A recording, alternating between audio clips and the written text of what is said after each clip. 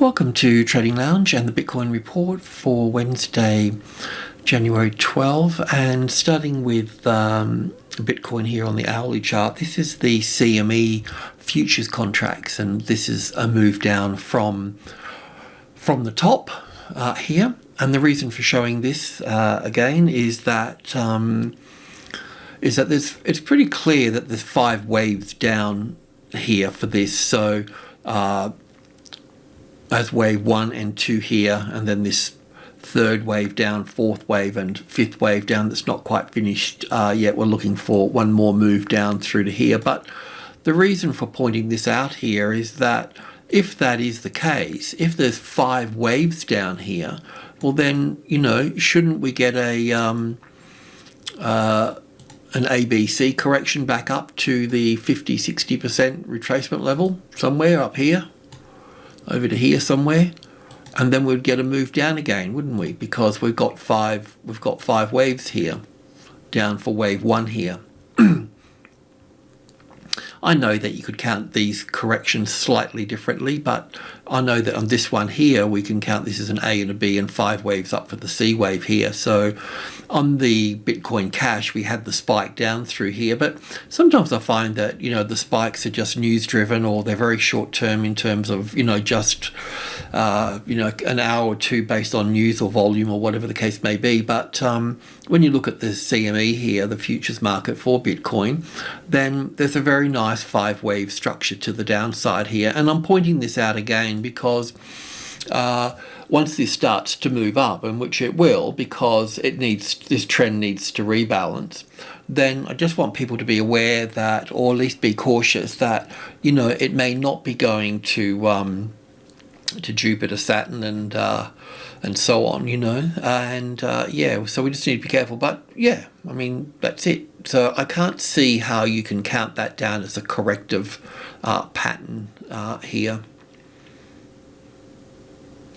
I mean, I can see how you can do it, but you're kind of forcing it. I can see a couple of ways to do it, but you're sort of forcing it.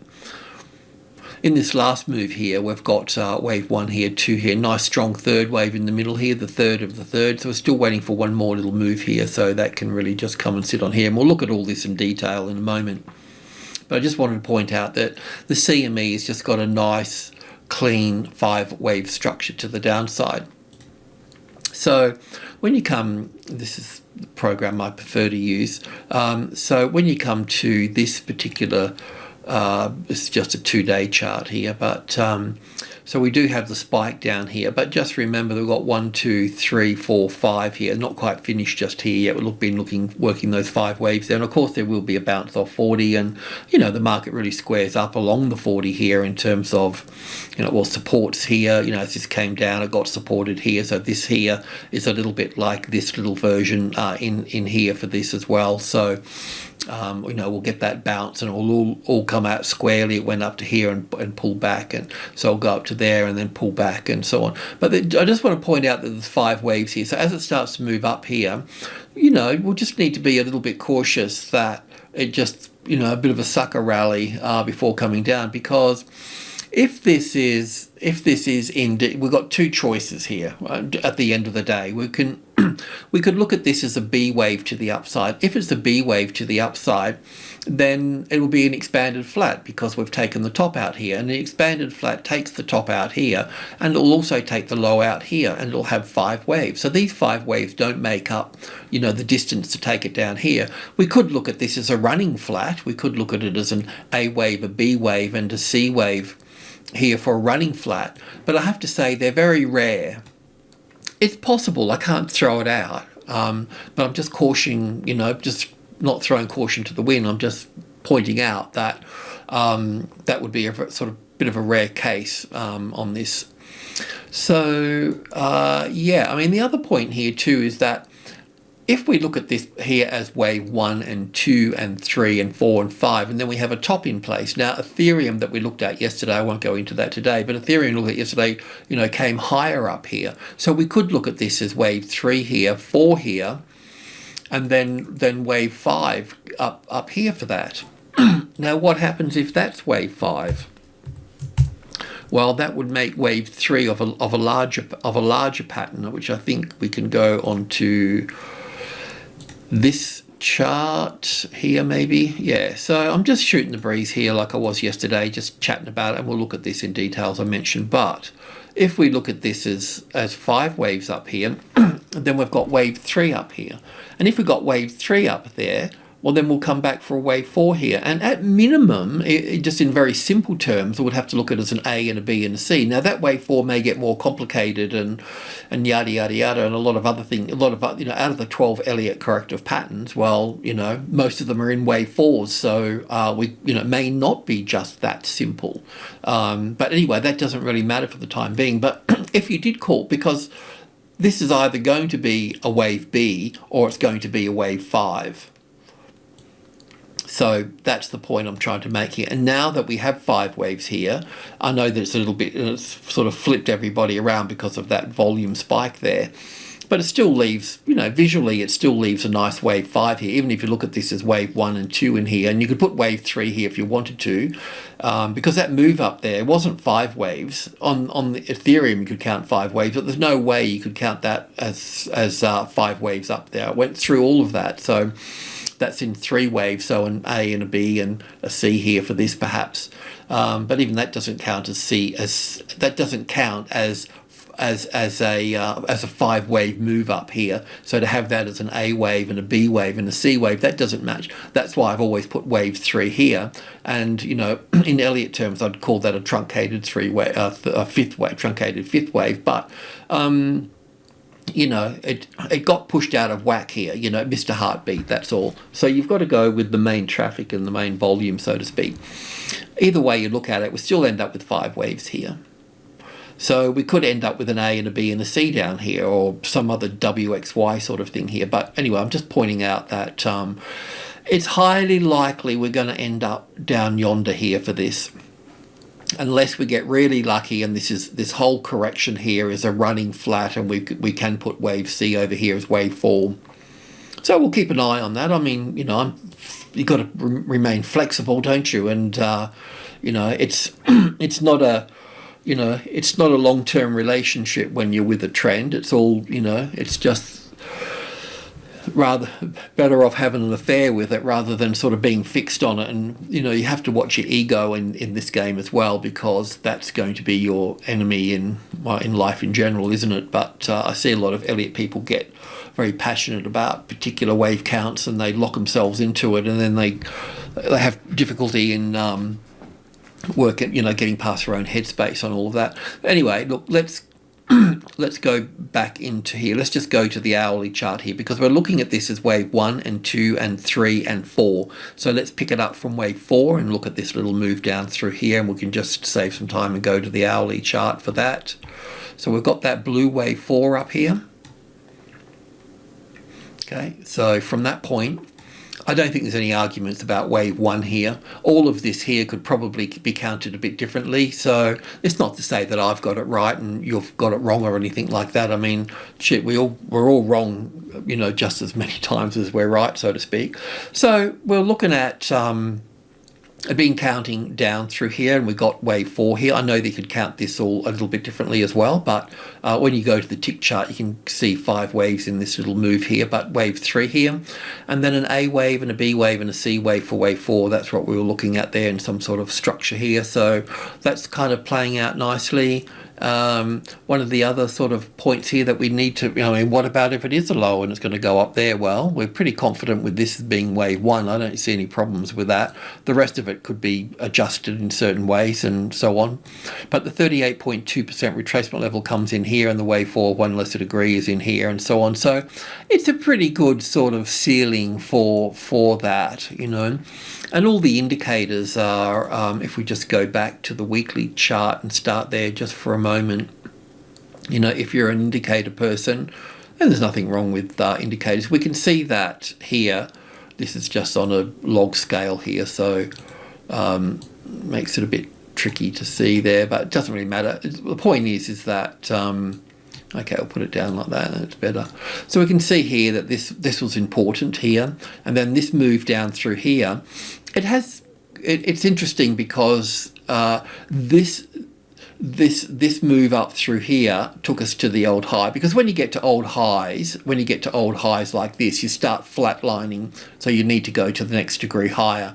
So this is interesting. It's sort of loaded up like a bit like a spring in a way, because this moved from here to here and from here to here, and then this one's only moved sort of, you know, not all the way down, still got space here for that, but yet this one is back down at its lows here. So it's kind of like a spring, and it's getting loaded up on the weekly. So the daily's sort of tripping out just down here and looking quite sort of perky to go up as well. So what we do now with these sorts of indicators, it's not so much the highs and the lows, it's the speed in which it travels. So let's just assume for a moment that we get a 50-60% rally here, and we get to that point there. When we get to that point there, we'll see where this is.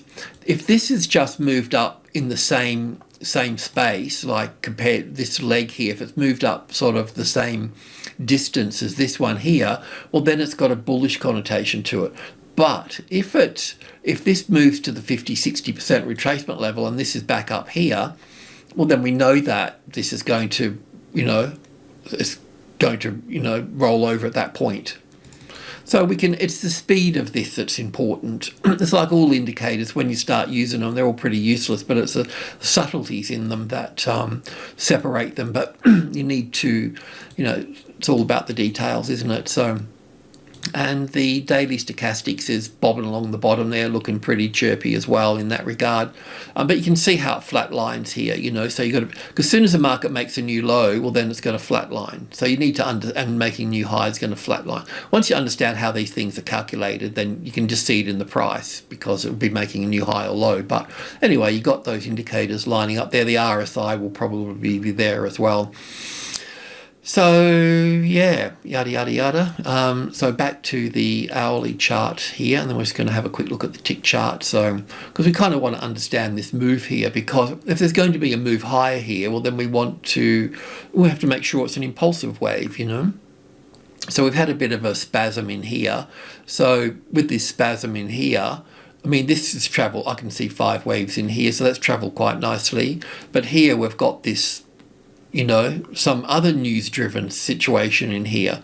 But if you'd ignored that and just looked at the traffic, well, then you might get 5 waves here as well. But because of the traffic here, because of the news spike or whatever, some event, it spiked the market.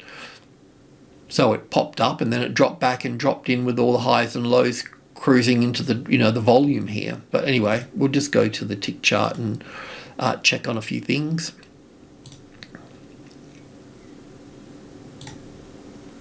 So there's our wave 4 back up there, and we come down for wave 1 and 2. So we're going down to this wave 3 here, and I was thinking that we're going to have one more here, just to shake them out, so to speak. So looking at this little section in here for a moment.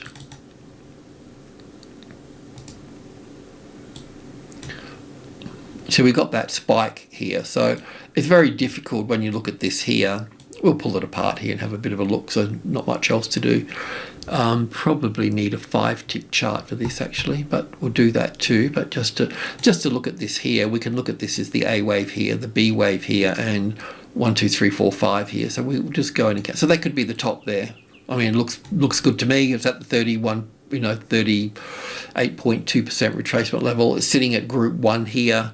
If I was going to go long here, I would need, if you know the trading levels, idea, concept, method, whatever, we've got 4,000 here, or 40,000. So they're just numbers. So number 4 here, which is a medium level, and then we've got the minor levels here, 1, 2, and 3 that make up group 1. So if I was going long here, I would need to see the first high above the level, and then some sort of ABC pattern here, and then I would go long at this point here.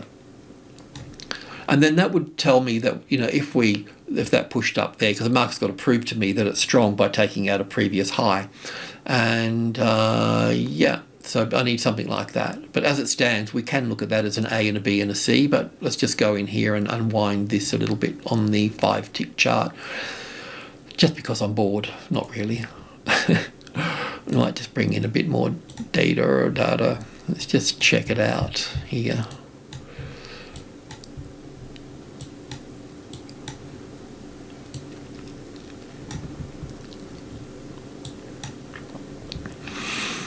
So we could look at this as 1 and 2 in here, then 1, 2, 3, 4, 5. So we've got a little impulse wave to that point. So 1 and 2 and 3 here and 4 here.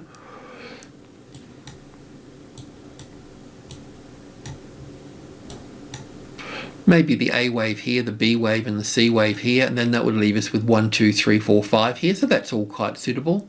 That's almost like a running flat as well here, because we've got 5 waves here in this little section, and 5 in here and here. So we've got an impulse wave here, corrective wave here, and an impulse. So this hasn't pulled back down. So maybe that's the fingerprint of what we're looking at. So in that bigger picture that we looked at on the daily chart, we could have the A wave here, the B wave here, and the C wave here, just pulling back, you know, to the 78.6% retracement level or something. So it is possible to have that as a running flat, and that is a wave 4 here. So that could be the fingerprint of the whole thing. That could be the answer, and then we get this move here. Who knows? But anyway, that gives us 5 waves to that point. We're just working through this. Where are we within this? Okay, so then we've got this is an A and a B and a C. Then we've got an impulse wave here for 1 and 2. That would be 3 to here, 4 to here, and 5 to here. So this will be all the third. This will be 1. This is all to there actually. So that will be 1 and 2 in here, the third, fourth, fifth, and then correction, and then to this wave here. So really, it's difficult to see. And then we've pulled back down below here, you know, so this is not giving us an impulse wave here. This is giving us an ABC pattern to this point. So we can look at this here. I'm only doing this for education and you know, and just because, you know, we've got to figure out things too, don't we? We need to know for sure. So that's sort of looking like wave A there at that point. And where are we now for this?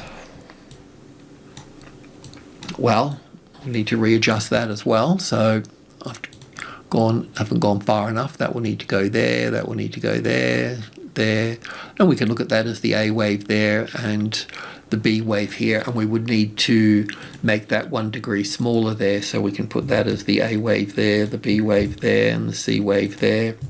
I mean, this is how I just count things really. So you know. So then we have to confirm 5 waves here. So it looks like we've got wave 1 here, and then 1 and 2, and 1, 2, probably 3, 4, and 5. So it's looking okay there for that. So we could just pop that in there and look at it. Might need to I'll take a closer look at that, but let's just put Humpty Dumpty together for this, and we'll go back and check any mistakes and things.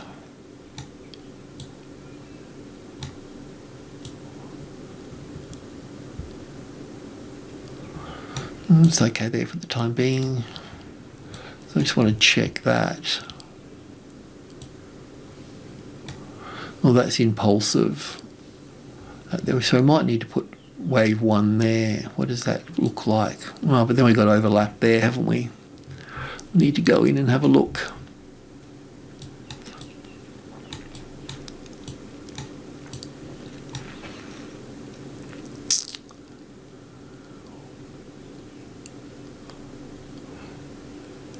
I think we need to look at this as all of the third wave here as 1 and 2 here, and strong third wave here, and fourth wave and fifth wave here, and that would leave us with 1 and 2 and 3 and 4 and 5. I think that's sort of okay-ish there.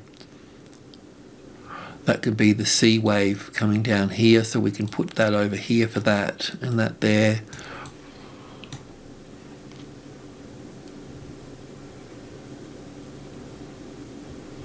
So I think that's all okay there. So then I just want to have a look over here, and then we've got this move here. So if we've got, this is the B wave here, and then 1, 2, 3, 4, and well, 4, 1, 2, 3, 4, 5 here for the C wave. I won't label them, but they're there. So that should be the top of that wave 4 that we looked at. Sorry, I didn't mean to do that. So we can put that wave 4 here. Then we need to see the market work lower. So really, we've had a good look at this little pattern here.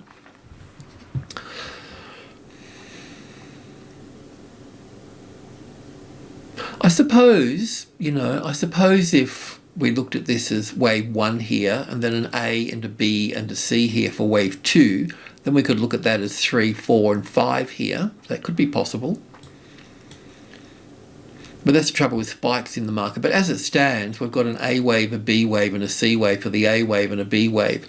So what I would normally do now is I'd go over to Ethereum and then I would check this on Ethereum. I wouldn't go to total or any other index because they will be influenced by this. You kind of want something a little bit separate. I won't do that at the moment. But what I want to see next is that I want to see if the market drops from the 43 here. That's at the 38.2. So we'll give it a little bit of time, and we'll just we'll pick it up tomorrow and see how the cookie crumbles. Alrighty, I'll leave it at that for the time being. Alrighty, cheers.